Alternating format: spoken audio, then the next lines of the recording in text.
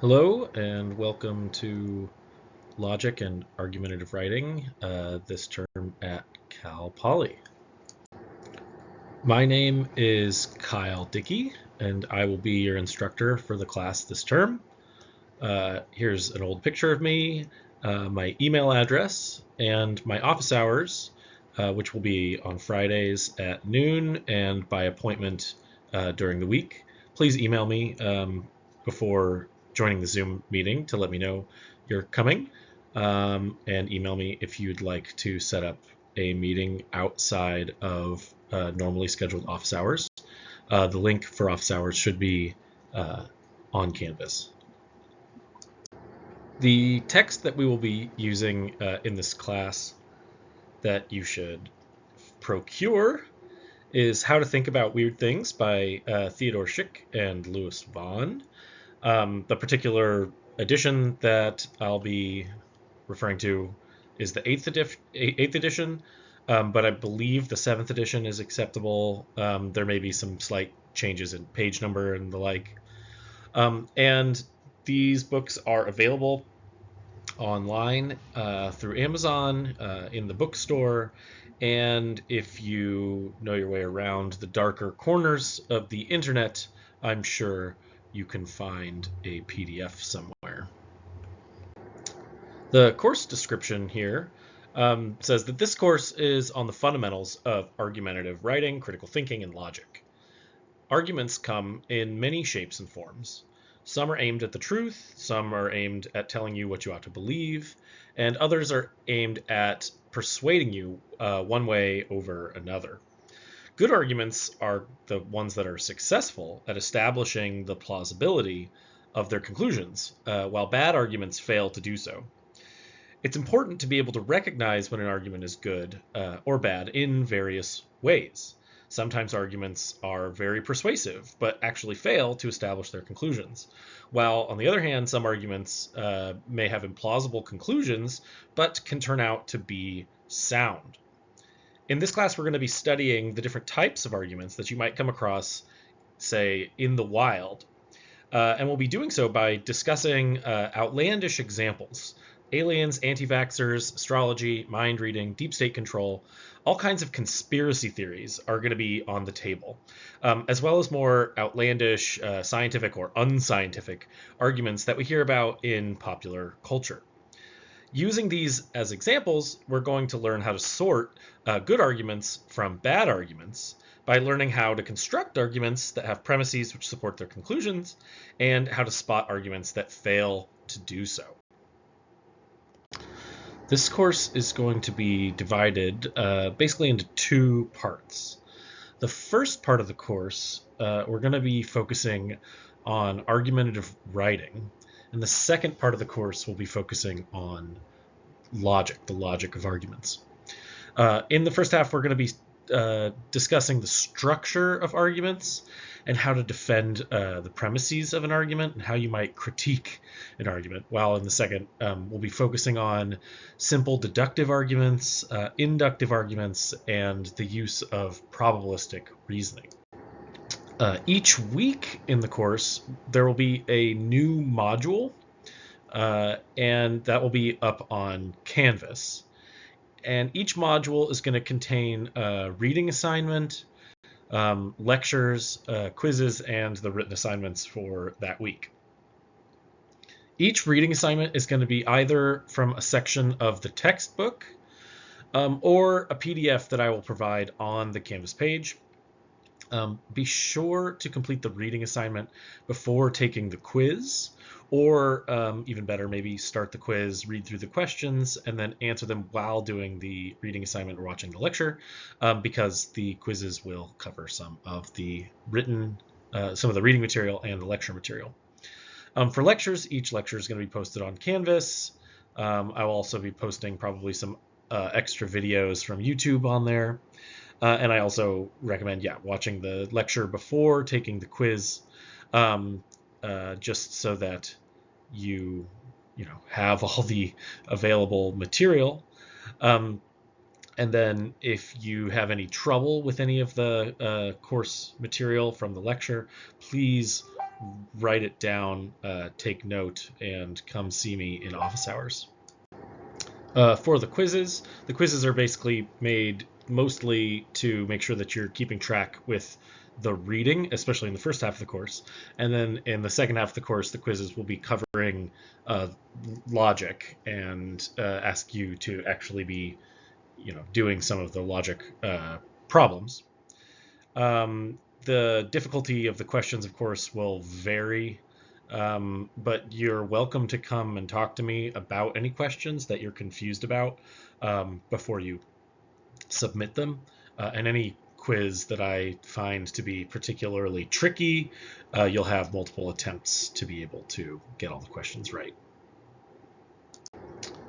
For exams, there's going to be a midterm and a final.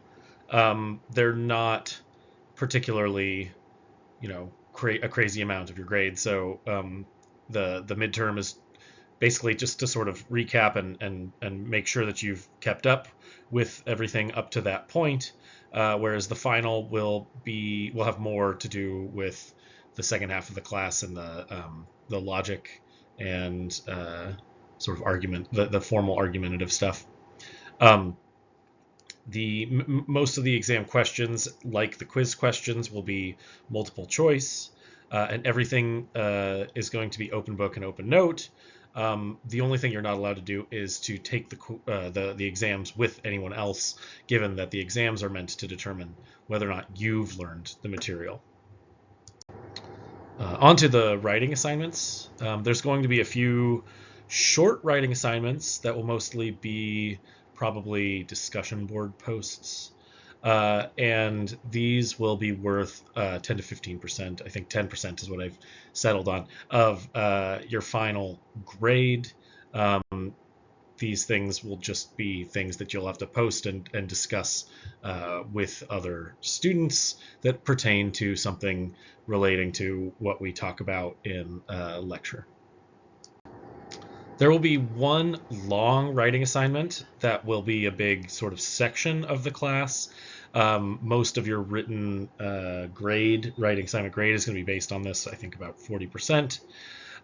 So this assignment starts at the beginning of the class and goes throughout the class, but mostly just through the first half of the class.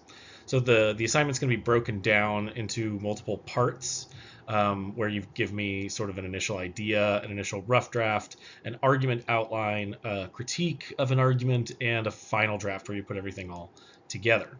I'm going to be offering feedback when needed, sort of in between on each part of the writing process, but only the final draft is really going to receive a grade. Though you do need to turn in each part of the process in order to receive a passing grade at the end. We'll sort of put every part of what you've done together into the final writing assignment thing so that I can take a look at everything. And then the grade for your final assignment will be based in good part on the quality of the written work, given everything that you've done up to that point and how well you've responded to the feedback that I've given on each successive part. So your improvement from the beginning to the end will be tracked, and depending on how good of a writer you start off being, and how where you get to by the end at figuring out how to form and structure an argument, criticize that argument, discuss that argument. That's where your grade for the writing assignment will be based. For extra credit, there's going to be a few assignments that I'll be posting later in the course. Once you have certain grades out there and know whether or not you think you're going to need to do some extra credit. So this class, I want everybody to have the opportunity to get a decent grade, no matter how poorly you do on things like the midterm, the final, and the quizzes. The writing assignment itself, you need to do, and you can do fine on that. But so then extra credit is sort of extra writing assignments and other kinds of things that you might be able to do to boost your grade to where you need it to be. This is, an intro level class, so it's not that I want this class to be hard, but sometimes for some people it is hard because this kind of stuff is different than a lot of the stuff that you've done in previous classes. And so the extra credit is something that you can take advantage of if you need to. The grade breakdown for the class is going to be 20% of your grade will be based on the quizzes, where the lowest score quiz is dropped. 50% of your grade is based on writing assignments, where I think that's going to break down as a 40-10 split, depending on the long and the short writing assignments. Midterm exam is only going to be worth 10% of your grade, and the final exam is only worth 20% of your grade, but that doesn't mean you should not pay attention to them. They'll basically be like long quizzes. I have a relatively lenient late policy, except for with respect to the midterm and final, given the way that these go, and I don't want people collaborating or being able to give questions and answers. Right, so the midterm and final cannot be turned in late, but they're going to be you're going to have a whole week to do each one, so you shouldn't have to worry about that. I will only offer extensions for things like the midterm and final if you are ill, like have a serious medical emergency, need a doctor's note. You have a whole week to do this thing, so there's no like, oh, I got sick on Friday and it was due. Whereas things like quizzes and written work, if you don't have a sort of valid medical excuse, they'll be penalized 3% per day, which basically means they'll drop a plus-minus grade until you get a maximum of 15% off per day. So that's 5 days late. And please email me documentation if you do fall ill. And then all late work is going to be due by the last day of class, which is the Friday before finals week. Everything, including your extra credit, is going to be due by that day. Finally, I want to say a little about cheating and plagiarism. First, just don't do it. Don't cheat. Don't plagiarize. It's a silly thing to get caught doing, and it will ruin your semester, quarter, whatever. This includes using AI software. Lots of people are using ChatGPT and things similar to it to write their papers for them. That is a no-no. You are welcome to use these kinds of softwares and these kinds of helpful tools to help you in your writing, but they're not supposed to replace your writing. So if you want to learn more about how to use these things, come and talk to me, because you can really, these things work really well. They will help you clean up your writing, make your writing more clear, make your writing sound better, make everything flow.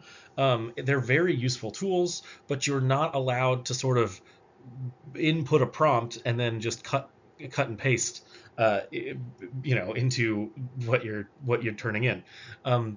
And ultimately, these things are not exactly necessarily accurate all the time. So I would just suggest avoiding using them in that way, because you will get caught, if not by me, then eventually using these things, because they're really good in certain respects and really bad in other respects, and it can kind of become obvious to professors when you're using them.